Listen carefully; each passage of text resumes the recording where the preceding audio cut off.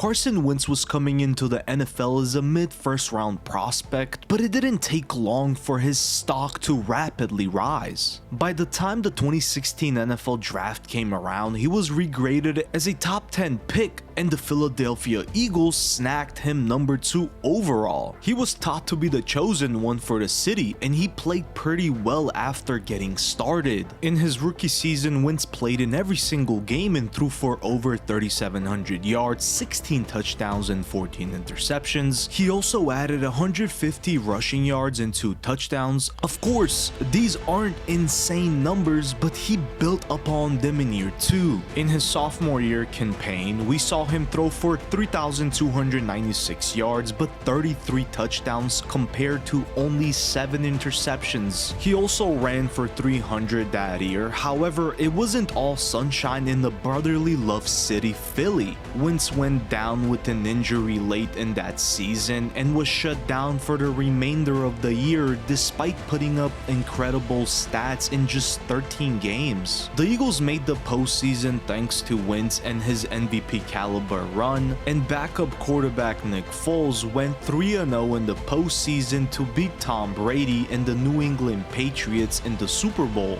This was the beginning of the end for Wentz and the Eagles. Wentz still played some solid football in the next few seasons, but things were just never the same. He missed at least 4 games in 3 of his next 4 years with the Eagles, and the team wasn't as successful as they were before. It also became clear to some that Wentz wasn't the same type of player since his injury in 2017. Eventually, the Eagles decided that it was time to move on. In the offseason leading into the 2020 NFL season, the Eagles drafted quarterback Jalen Hurts early on. Anybody knows that when you draft a quarterback like that, the fans are going to start clamoring for him when things stop going well. And that's what happened. Wentz missed time and later got fully replaced by Hurts. Then Wentz later got shipped off to the Indianapolis Colts. The trade was a reunion between him and former offensive coordinator Frank Reich, yet it wasn't the same. Wentz started the year missing a lot of training camp due to a foot injury that required a surgery. When he did play, he put up solid stats and helped put the Colts in playoff position in the final game of the year. Then disaster struck.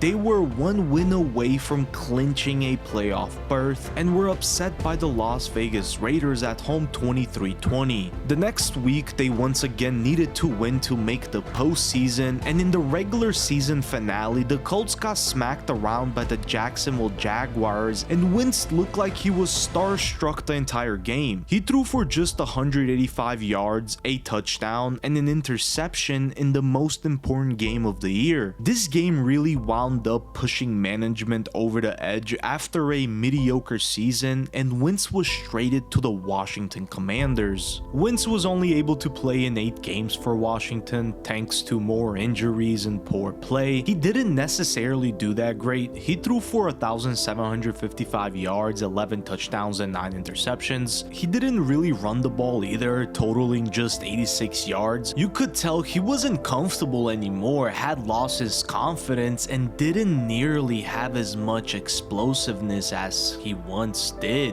Add all of that together with the fact that he played on a bad Washington team, and his stock couldn't have plumbed any further. For many NFL teams and fans, watching him struggle on a 3rd different team really put the nail in the coffin. It was practically common knowledge after this year that he wasn't a starting quarterback anymore, and Wentz had to accept that. But when the season ended, the Commanders cut him entirely. He then signed later a 1-year deal with the LA Rams to be Matthew Stafford's backup. He didn't play at all throughout the season until the last game of the season when the Rams clinched a postseason spot and they decided to rest Stafford. Wentz got under center, threw for 176 yards, 2 touchdowns and an interception, helped win the game, and went back to the bench for the playoff run. When the year ended, he hung around in free agency for a long time. It wasn't until the Kansas City Chiefs signed him that we heard his name again. He did sign a 1-year deal, and while signing to the Chiefs as a quarterback is guaranteed that you won't get much playing time, Patrick Mahomes is a multi-time Super Bowl champion already and generational talent. Wentz won't be overtaking him, and he knows that. Who knows, maybe we'll see him win a championship with the Chiefs as a backup, but it's a shame to what happened with his career after starting so well. He's fallen to a point where NFL fans have forgotten where he's even at. By the end of the season, there's certainly going to be some people shocked to find out that Wentz spent a year with the Kansas City Chiefs behind Mahomes. One has to wonder how different his career would be had he not been injured in 2017. He was seriously on an MVP type of run and got hurt right before the playoffs. Had he remained the starter, maybe he would have won the Super Bowl himself. Maybe he gets into the postseason and chokes under pressure. It's a shame, we won't even know, but there is no question that this was the season that changed